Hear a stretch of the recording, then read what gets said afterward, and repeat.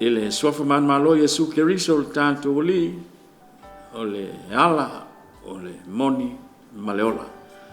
E fia lava whatalo whātu, le mai mai al pure anga Samoa pia, mai lava i le tāpua inga mau le fionga le ake piko pō, mo sese vito li o tui, ia whape fo i le taitai langolango, ia mai se le fionga i le Chancellor, pa ia li tu anga sa, ia whape fo i le vasengo ti akono ma soasani faltua, le au no famoto, whatalo lofa, whawhelo i atu i le nei fo i vaengo tātou por kalame whanga so solo, ia mai se le mai mo mai le lava loa le pure anga Samoa pia, whatalo fo i lo tātou o tunu i ona tu langa whaalupea, ia ai mai se fo i le tu vai o le tala le lei, ia malala tau fo i pito la au e le whaingo fie, ta mama tina mātua, whatalo whātu le nei fo i vaenga o le tātou por kalame, ia e le mawhai o na ngalo le langolango, ia maleanga le lei mai o le company le well,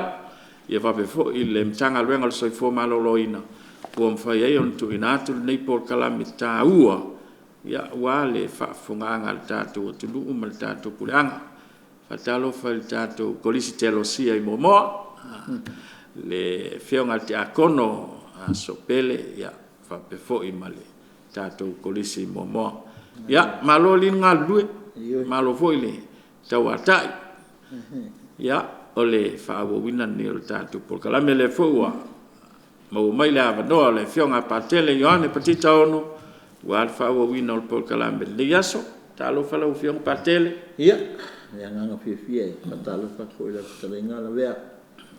Ia, mai se fo i whaafong mai te tātou pureanga, ia le ake pō, ia, mai au whai kofi, ia, mai se fo i la veloa tātou pureanga i tulang walupe, si tātou tunu, ma lo soi fua mana langi ma le o monga. Tolo tom tu palpala, ia la talenga ia la vea, ia se nganga fia fo i kaku koe whiroa. Ioi. La vea ni ia sa fo, ua luaku ia, aku wasau. Oi. Kapi penganga nge vo. Le vesi le ngai vai a sasili. Ia sasili. Ia le whaktai le po, leo kaku koe maua fo koe whiroa i lumongua, leo tono. Longa lofa malonga le. Ia umaku mantiwai mersianga. Ioi. Ia pihu mama ki ngo hui ho. Pihu maku aku se ave. Maku aku se ave. Ia ia. Ia pe menga malo aso fo malangi mai talenga. Malo fo il tau ata. Ia mane fo le amate se talo lo fionga. Famo le boli. Ei. E sua fo tamale alo le ngang pa ia. Amen. Le tualo matu tama. Le se upue. O ne upu matou, whaafuru e fo luanga le malo wanga lofa ia matou le aso ma le aso. Me se fo au whaamunianga e tele ua tō, ana le matou patpatinga o poponga, lo maliu e maise lo to e tū mana malo, ua matala i tūnga mau uma, matala i whaalatanga mo i matou, mau e so matou wapanoa le langi. Aftai tele le ie la puipunga si o matou tunu ya Samoa mata mai mong te tele se e pa ia mangaiti aftai la puipunga si o matou puleanga a fionga la ki po au fai tofi e me se foi si o matou tunu tai fa malo fa le tunu ya matou talo foi me pelo so soani mala whamunianga ia i lato, ma wale malos, le tino le mawhau mo le angang, wawe pea, whatinongo lato, wheo matiu te wase, mana i mania si mato tino, mo tai au, whamunia mai mato whanau a ongo lo, pūnu no wai, ia, a o ongo le poto, e leo le poto e fia sili ai, a le poto e tautua i lawa fio, Yala Ekalesia mese fo le atunu mese mato atunu. Ia mato talo fa taile pupunga ya Samoa mese atunu toa oi ni so atunu toa oi mato wa fie tangi marosi mafa. Al nei la we saunga le mo pe Samoa ona la pupunga malo wanga le ia fa u hau pe la puinga ia matou o ni ia fatia matou ni mala fala na tula ia pui pelo atunu le file mo ia mai se sa tonga moni ia to atu la fa manyanga mo na ia tunu ui o Pasifika wa fia i tangi malosi ma fa ia fa ngo fie mo la to ia nei fa fitali wa fia i la to o se no fuanga matu ainga wa fa langi fo longa ala la wala pa ia mo se la to no fuanga tu mauliola fa wa fa mo ia mai matu au fainga ruenga le pumana TV ina ia fatino peo lato faiwa ia fatino ile lofa ile lawa fio ia mai se mormoringa le au o le tala de lei mo tangata uma mato faia le nei talo ono Yesu Keriso lo mato wali amene suafu tamale alo le nga pa ia amene alo fai le fio pateli ia salo ia emoni e sa no ngalo fio wa uma kwa fo le vevesima na pego ya ale fo ka ku ka mu ma ngi vaias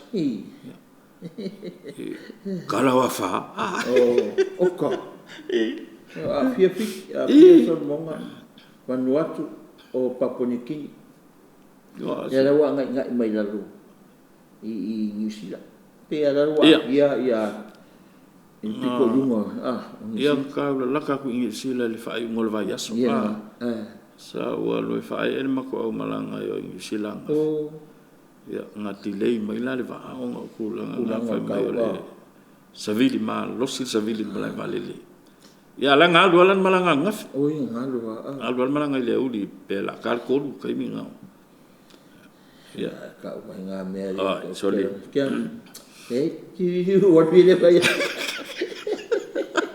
kali kia lua peka mai makangia i ila la wa ari mele mga te pa kule umori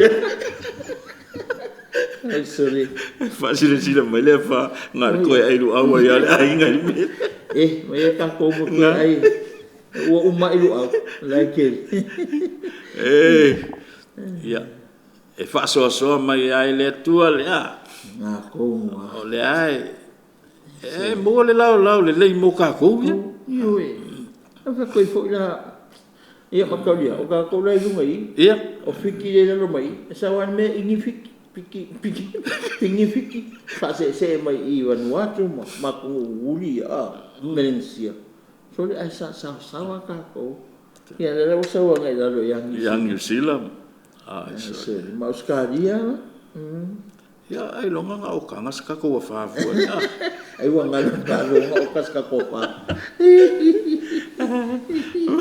malo fa tai ya pe le ka maka ku il vanga le ka ya ya nga so si la malta to fa fonga ya na si la to le e ka ko slide no ya o le ka ko saka ko ye luas tene a pe fu kan ko ya kalu ma ya so mai de ye Ekalesia no pe el mero ka ko ye lo vea ya ore nen ka ko ka se min ka kan ngo ma nga ka san ke ngi ya a le wo fe mai ya la pe wo summarize ma me a summarize ma ya la de sacramento de Eucharist mo ka kier ke si le e tonu le a fi mai ko ya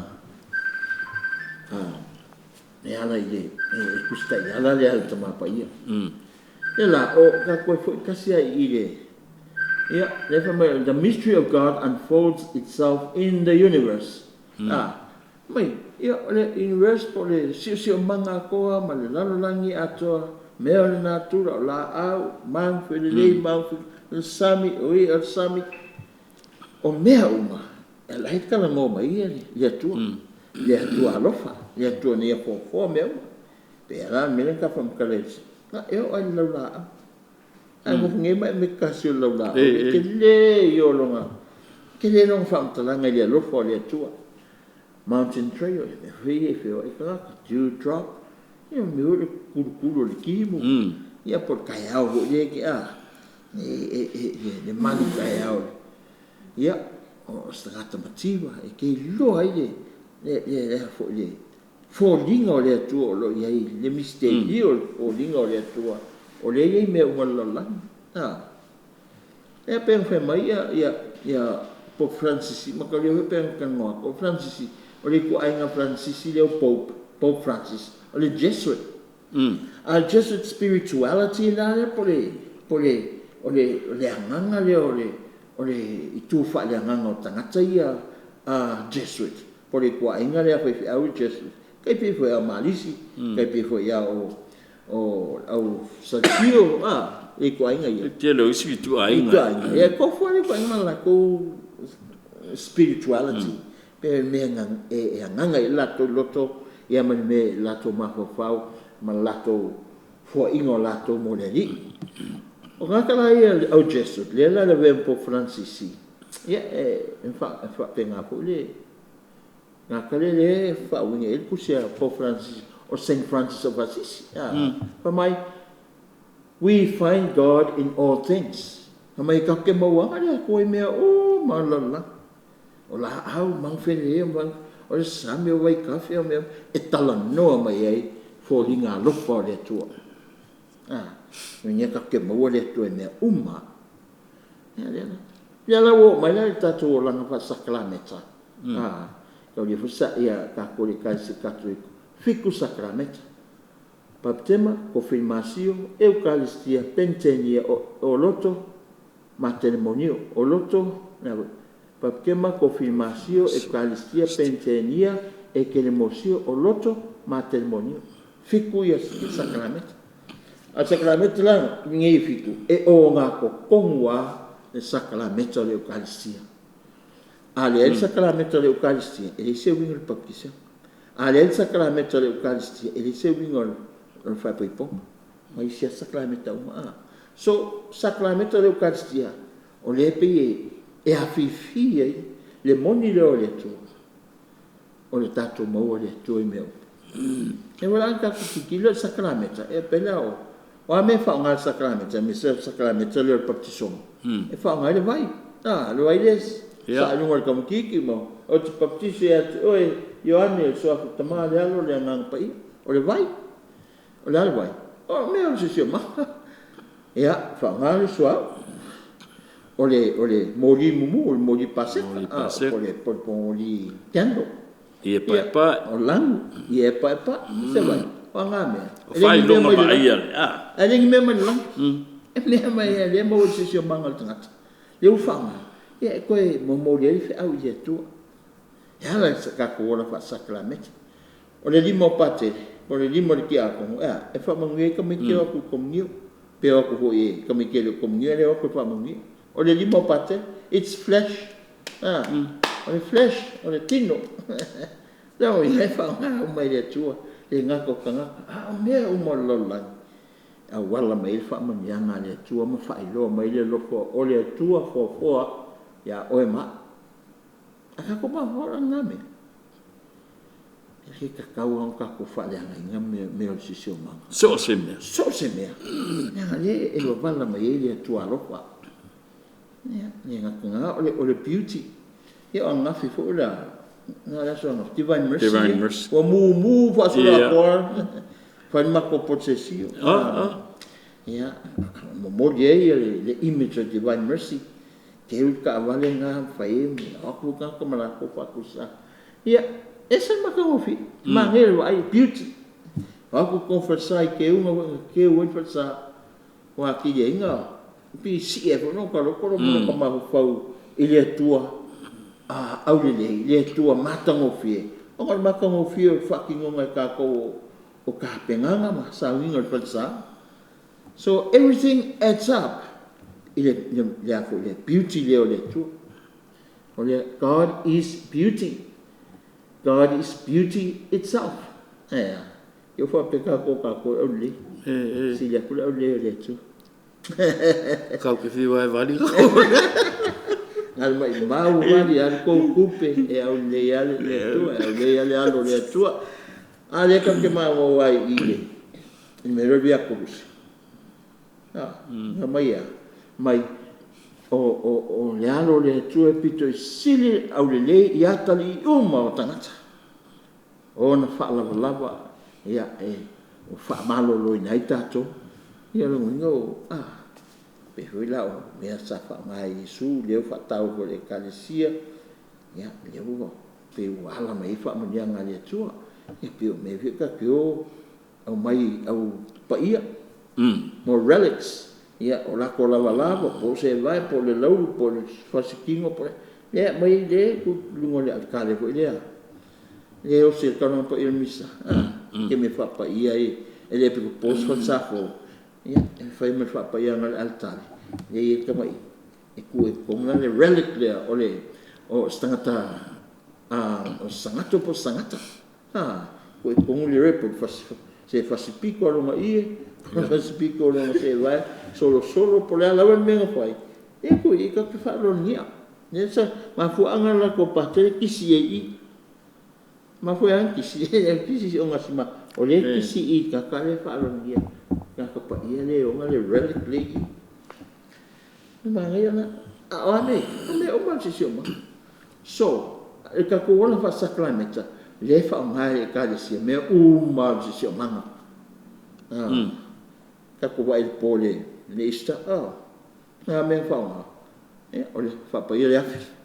E o fa fie, si o le afi, fa fie. O a uma me fa le afi kamiki. Ia, fa asu. Ia, o le kapenga o le moli paseka.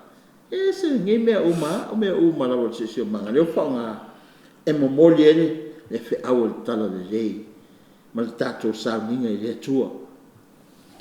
Sala po le mele le fai mai ele salamo mea uma na fai e le tua di vi ia tu ia le. Ia. Sa o le selo finangalo la vea.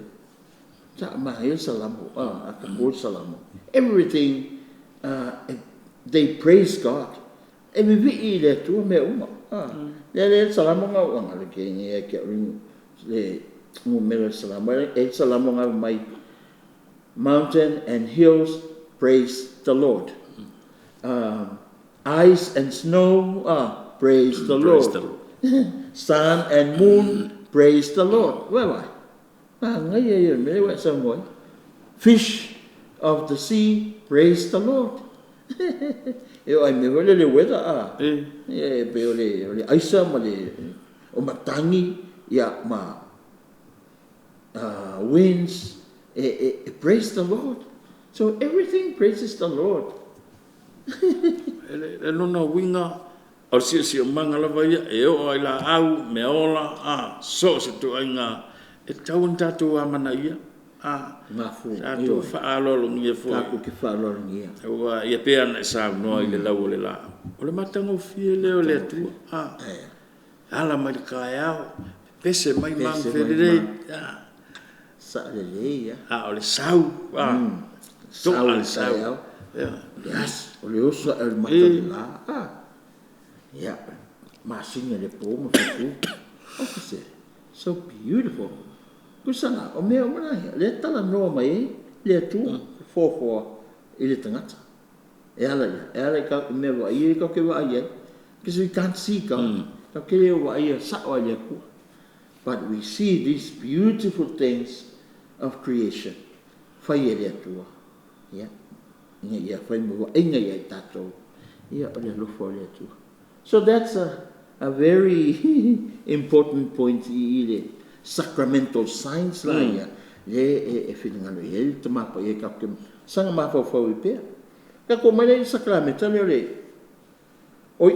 le si vai ngata bua la le o le incarnation the mystery of the incarnation por le misterio o le liutino tangata o le tua wa veng tangata o le mena le carnation o le carne ia I o le fa Italia o le flesh o le tino tangata flesh ia le lawa incarnate le tua no ma winga wa fai le tino le tua ia ia Isu no fano mai fano mano ke emma le ora fai le tino o le tua o le ko le fo fo nga uma me uma Ale o whaino atino.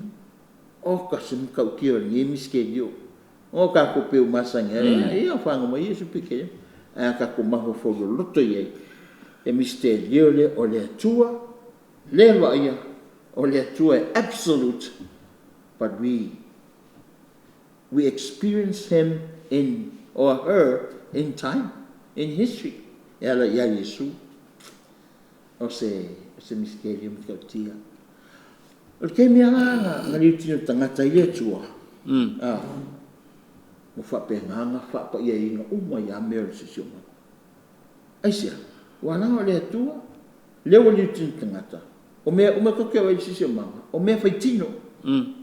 Kanga ku lau, kanga ku le kaifau, kanga ku le mangu whelele, mangu whekorofi, la au, vai, o uma mea, these are touchable things we can touch. Ma mea mwhainga ko wa ai o le, makau ia sisi o manga ma le atu lau. E me ka ke wa ai. Ai e fwoi mea le wa ai, peo mwhai mai ka ko karo whatu tua.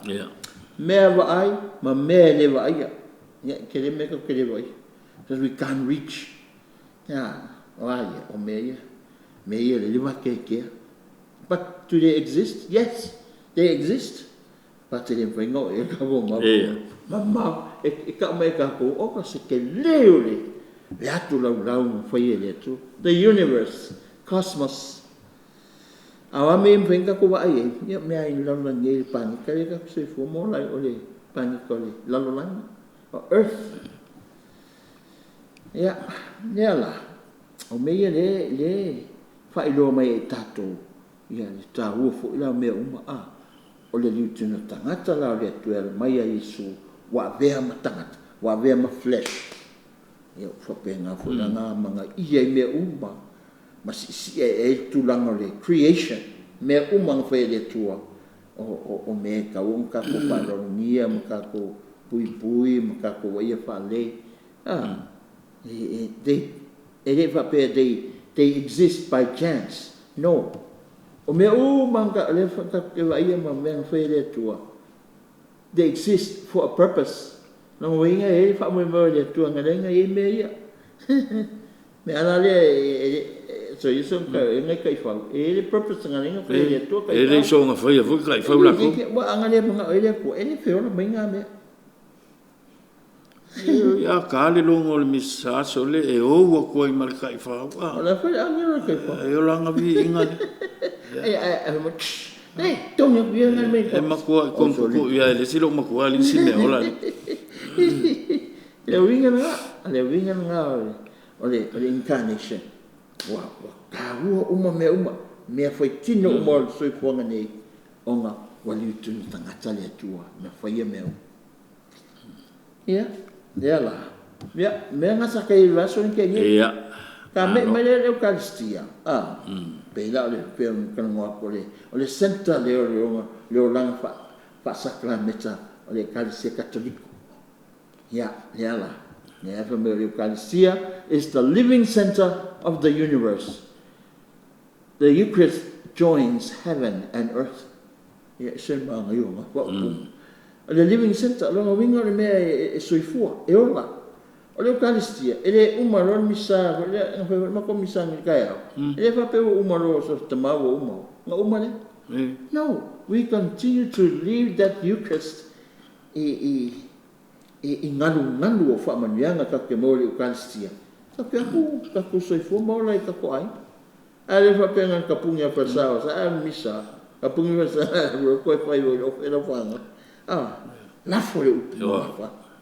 Whatever serving or Eucharistia. They serving. But it is the living center of the universe. Because si karana, si kako theologian kako wafanga o le century kako se fumo la le wa kenem maliusko ina. Karana fa mai ole lololangi ato. Ole ale tale le le misale tua. Io it is a living center. Eucharist is a living center for the whole of the universe. Ki kilo la, si sila mai la tato prianga, misi tato tunu. o le Eucharistia ke mi umaka ke celebrate le Eucharistia le misa every time we celebrate the Eucharist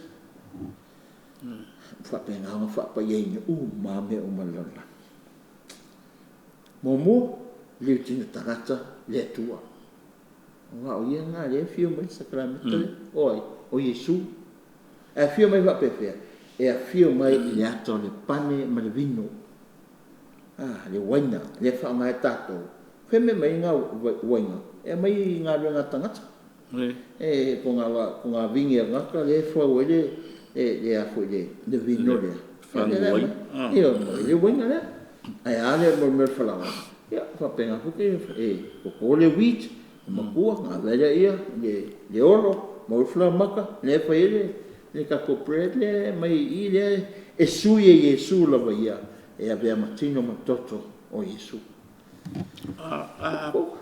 pula mata o fatutua io e lo le mei e pe folan sa no lo fiong al misa e le tau na ngata il fal salta tu fa alo ya Yesu o mal fal sa fal ko ai la fa nga o lo ai la valta fa alo ya lang fai folinga ile tu le no fainga aka ko mam na me penga ka o misa mo na afianga po nga nganu ia o le fa nyanga le tu e le ka kawanga finga ka ko fa pe kusis tao yo ko nga o ia e mo ya e ko poile le friction ya fa la vela ia pe o vai nyanga ta ko sa ole ese alma ngai lo maria i fatsa alo ko lo fa le ko ka mai lau lo mai pio ya bole lau allo selio ele solo oi la elma ai la e ko inga mela lo ngobinga anga fa pe ka kiuska ia le tau ka langa pa ia misa ia langi tatite ia sole la me usale ko ka ko le langi le vora ma ngai le fa punga ka pa ia the Eucharist joins heaven and earth usale Eucharistia o so ta ia le langi le fio ile tua ma le la pe fa ngai ka te ola sa o inga le sacramento de Eucharistia e o makangoa overflowing core of love and inexhaustible life o le Eucharistia e tama sua mai ai le lofo le tua wa la e le Eucharistia o le kako koe fa manatu le o poponga le maliu ma le toi tu man ma lo tatoli le ka mangia ka ko fa malu le asasili e ia se si vai asa e silia kulong kawa e ngaluenga fa ola le tua ngai lo asasi le ka ko pa nan mai atu de ngai yo ya so e go to na e nei that's the center o le afo ngaluenga fa ola le tua o le misala ka ko fa e mo ya talia poponga le maliu ma le toi tu lo tatoi e ia si me e silia ku ngai lo e ka lang pa misa na ngale e patpati ai e poponga le maliu mal to tu tatoi fe me ya e apostolo Paulo e Ekalesia Roma e pokolito come ya o le ai lo tino mai lo toto e mo ia le ola fa va o le Eucharistia o le ola le fa va me foi ali che pu ia tangata halofa o sai mai misa on me a mo ala ka misa ka so le pe o se ki a kole o le halu fo le misa e le va penga le alu mo el fasama le el fa mai la unga ma ala o mi ke fo e alu falsa e fa longo le upo le tu kali fe kali ingo le misa pese vi ingo le tu ia maola io kau porque si dale kau le ola ka le voi lua va en tau misa ola lo wan fa no le upu le tu mo ia le ke ko pa ke ai pa ti a ko mo ai awala me la tu le upu le tu ia ka ko mai le ka le lunga ola tale le tino ma le toto la le sime la sa mo mai Yesu wa mai Yesu me le ka o le aso me aso pe o le aso mai yo mai ai uma ka ko ai ki mo ko ka ko e si me ko e si me ko le lo la si me lo foi silinga me le tua ia itatu ngai lo lana upu wa liutu tangata ia Yesu lona tino mo lona toto ele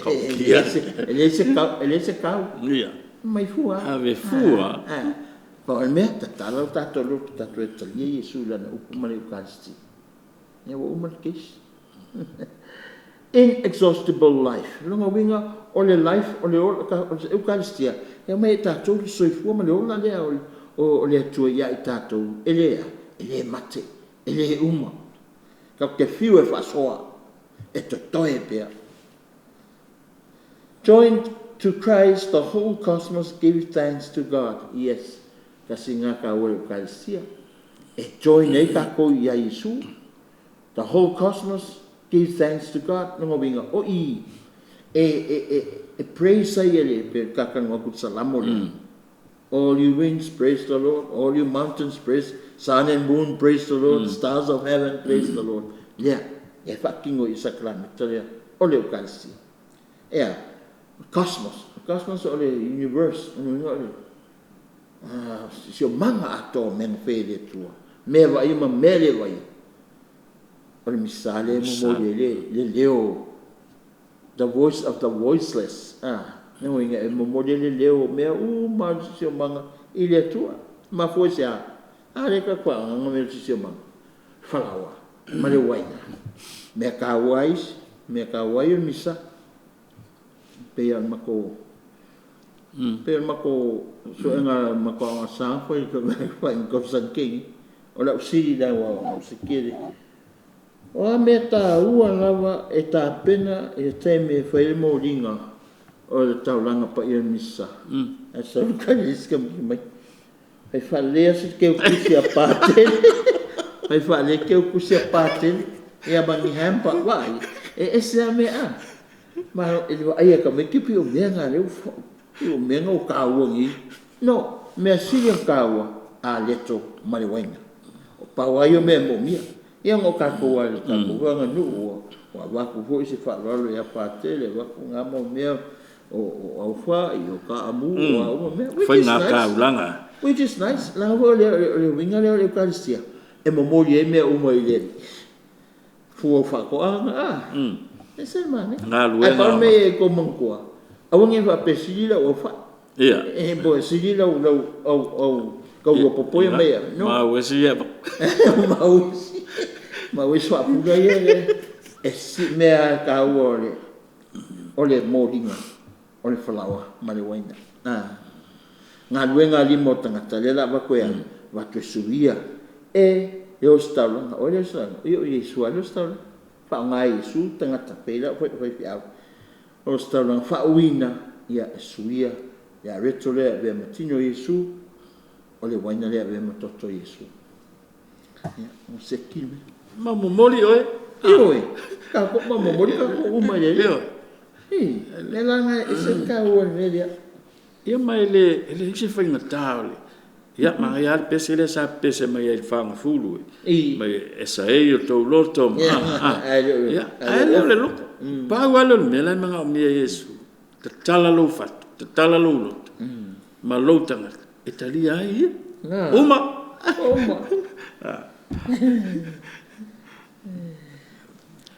an act. Eucharist is an act of cosmic love celebrated on the altar of the world. Why? Le pula le mo mai e foi da me tanga ka rana ole tale le tale le lo langi ato ai sia na celebrate ya me o sisio manga ai ki kilo la sisio manga me ai e fivi le tua e fa nga mo tanga te mo le tau langa le tua ia lofo tanga le tua fele olta la langi ato ai ki kilo le la langi ato sole foi ka langa ali o ka me mo sisio manga e fini ngalo le tua The Eucharist embraces and permeates all of creation. Io e o le Eucharistia. E a fo inga ke o po ia mai le tāua o le creation. Le kāua mea umalololangi. Mai e ulu mutafolau.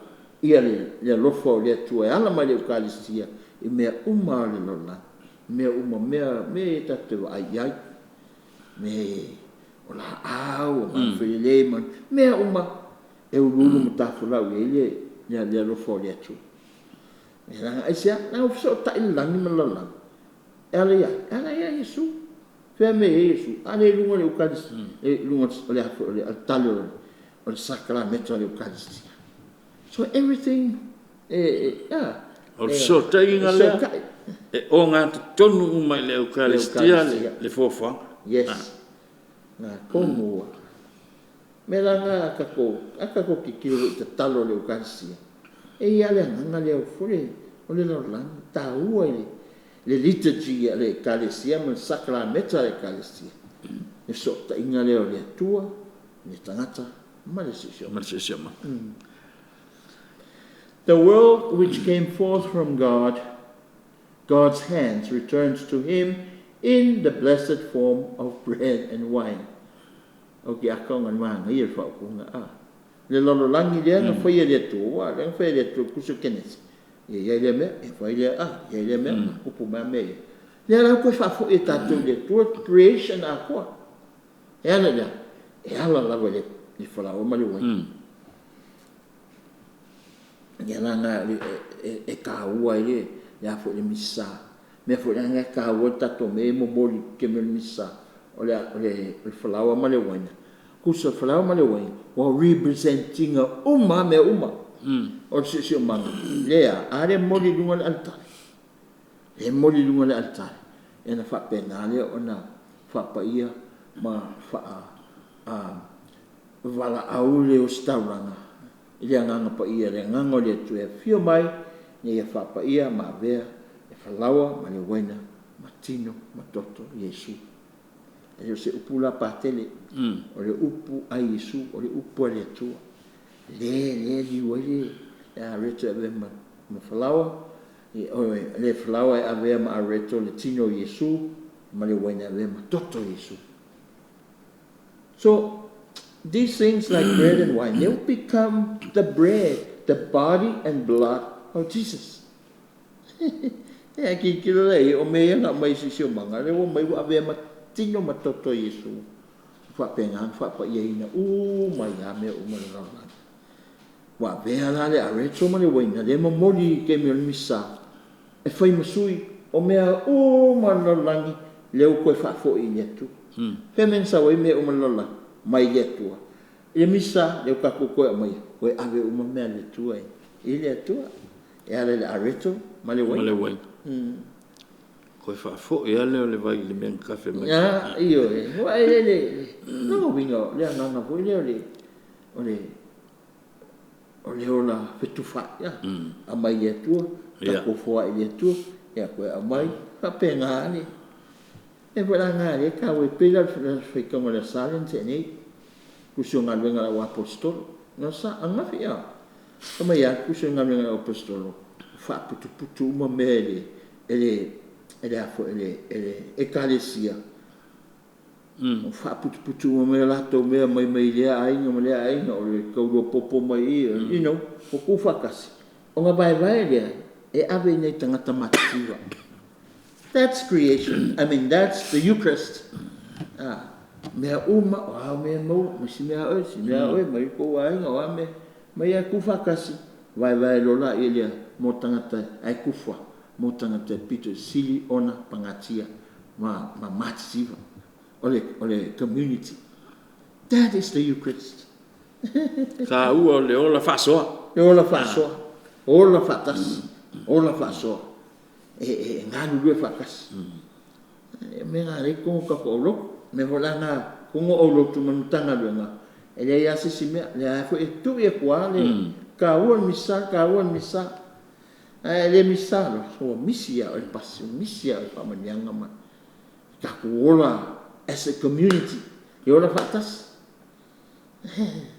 ka mo yuka e pa ku misa na sa ka malo mai wa o ele na kanta o Yesu mai Yesu o ka kalela ka mo le la ka mo ku lo fala ko le wai o ye fo la nga le la mai o ye ko mo na ma ka le pole fa ile e la sa pale calcio mo le mut nga o ye ko mo ko le fa la ko ala pun sa pa mai lo ka malo nga ko Yesu loi lang fa la wai ile le wai akango ko yuka ya ro lo sa nga uma nga ro fa sala yuka ku ro lunga yuka ai fango ko na sa man lo la pungsa ali fa fo pungsa malam lama pungsa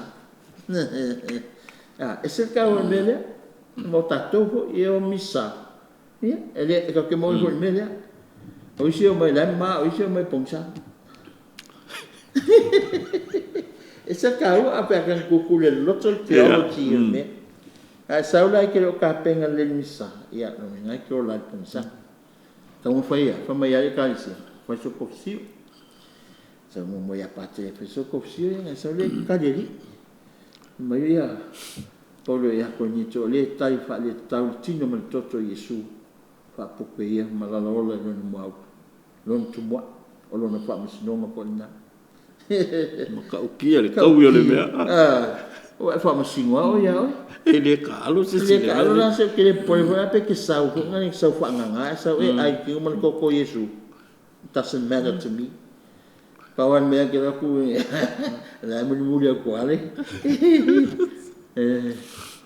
ele fa pela fa sa mo le tu ai ka ko fa mamando mo ka ko ola e pe ni soi fu le li ke ola fa kasi male li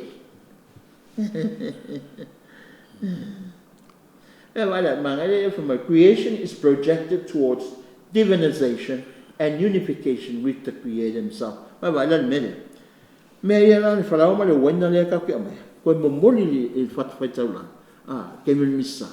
Ela ko mo moli fe. E moli le tua. E ko mai le tua ya tatu. O se tamatanga. Wale ngaka ai ma o ngaka ko. Ale o ka ko loi o creation ya. Wa divinized.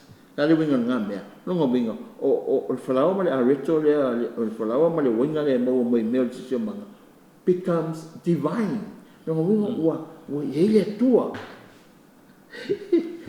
O le ngaka fo nga wa o le areto male winga wa be matino matoto Yesu o fa kasi il tangata. Fa kasi le creator le tua fo male creation. Makako creation. Male na fai al fofang. Yeah, na fai al fofang. Mai tato, we become divinized wa kako wa fa atua ina ya tato. Wa fa pena fo una kasi tato. Ile sacrament. O le Eucharistia. Le tua fofo malana fofanga. Wow, that's o kasemanga ya.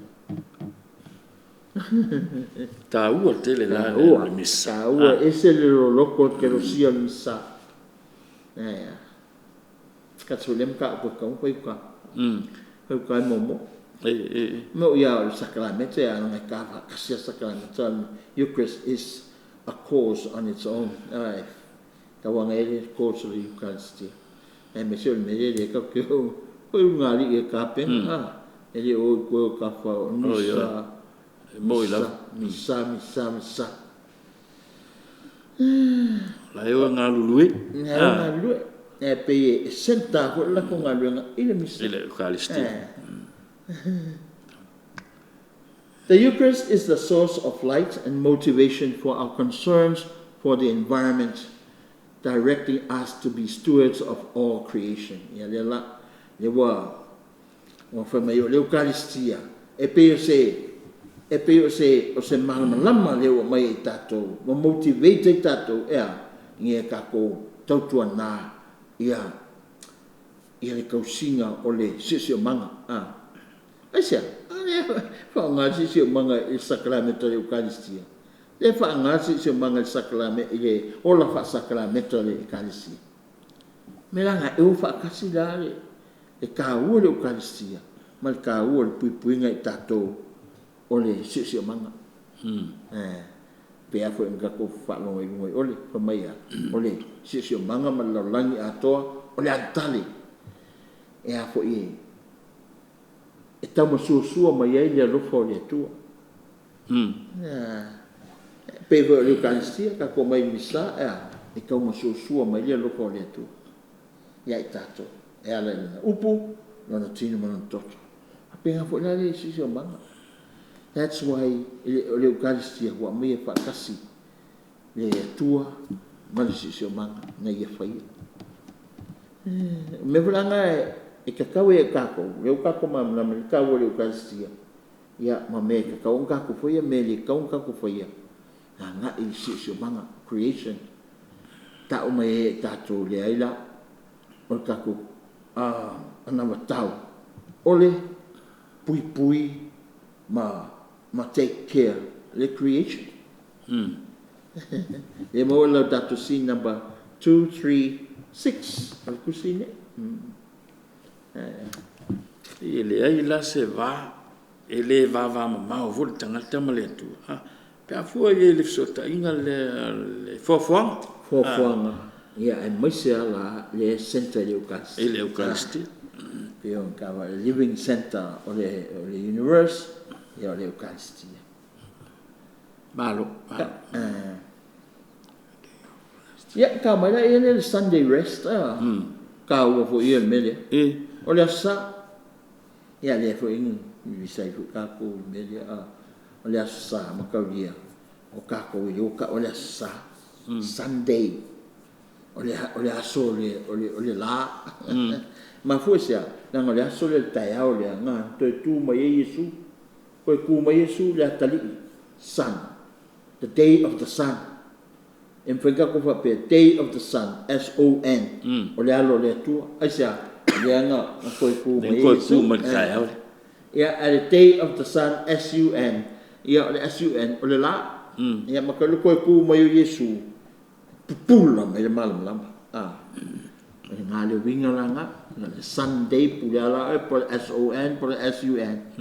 Me ai kas yo ka ko le SUN le la o le ta te fa winga le la le ke minga ko e ku mai le ni na pupulan lama o le lama fo langa o le aso fo sulu ia le langi po le sa pongisa ona le o te tu man ri me la le fa mai sa o le wali le pio ka ko so ia la swiko ja, that's required. My or the Sabbath, or the Saturday, or the astona. E fiku ia yaso le vaiaso. So fua so lua, aso sa, so fua. Lua scofi soleas, asconga. E fiku ia yaso. O ngala fela ko sanga. Malolo ngala. Malolo e ma fela ko.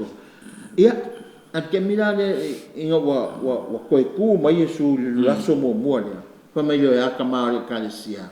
O leila nga ka ko celebrate nga so le ngot wala so le ngot Yesu o po le so le anga ya stona ai ma lo ka pe ma fo Yesu o church o te tuma ya lan ko ku lo Yesu o ko Yesu nga suye me o malona ile koluas ingo o mal koluas mangkua anga fa pe moya Yesu mo ke le ko ku me umai ka ko foi di sewinga ye ma sewinga se loku ngi me ka ke pai ai o mautino to tu Yesu la stolu lena petala ye tato fala ya le o suye umana le va inga ka le mentality el tangata malona fa to tu le la foi mai ia tamare Ekalesia ka ko mai le e celebrate le aso to tu wai ka ko le celebrating le aso ngokia le aso te tu malo o le me fo o le aso fo o le tae fo e tangata malona soifua o ka ngoti ale ko ku mai o Yesu le first day of new creation le saliu fa nga ka ko le sa le aso mo le vaias na to tu le me la nga le pe ke nga ka ko la ya ka ke lo nga ka ko so ya pe fo ka ke yutai la e ku ma wala ko ia i le mea mai kuspa i fingin kuai le Sabbath Ama ko le me ale le vesi so Yesu ka Israel. So le ma fa malolo ali Le mai le sapat.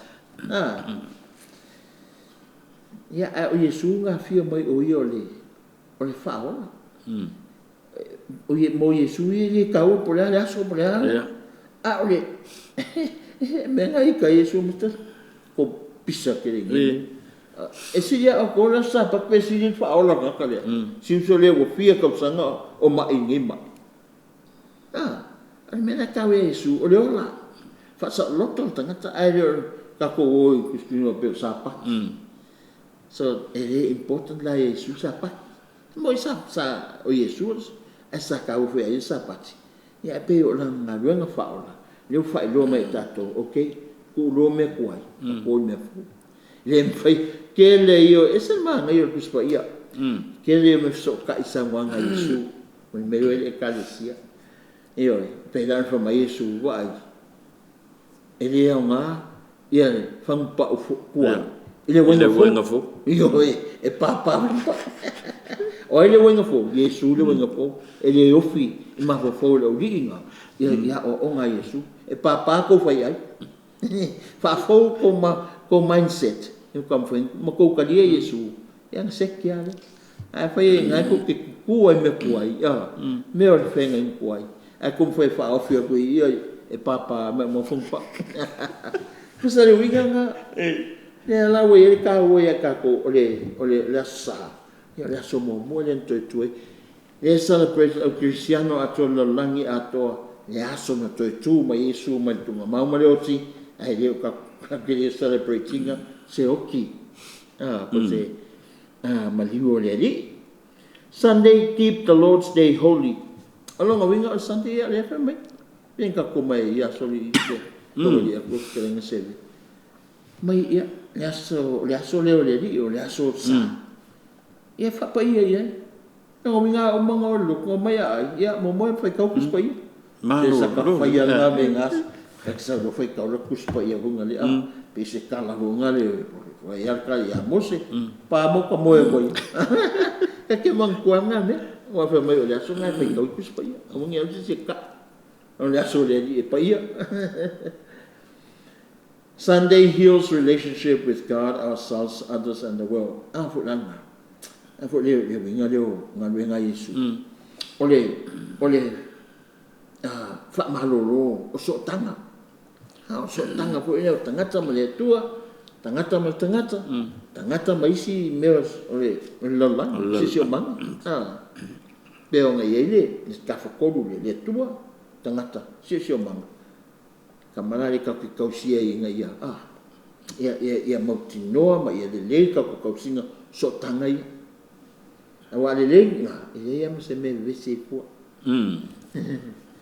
law of weekly rest forbade work on the seventh day, so that your ox and your donkey may have rest, the son of your maidservant and the stranger may be refreshed. Ese pokolele mo mai i tusilia isoto. Fa kunga mai a Mose ya so yele feng tuai. E kuso isoto.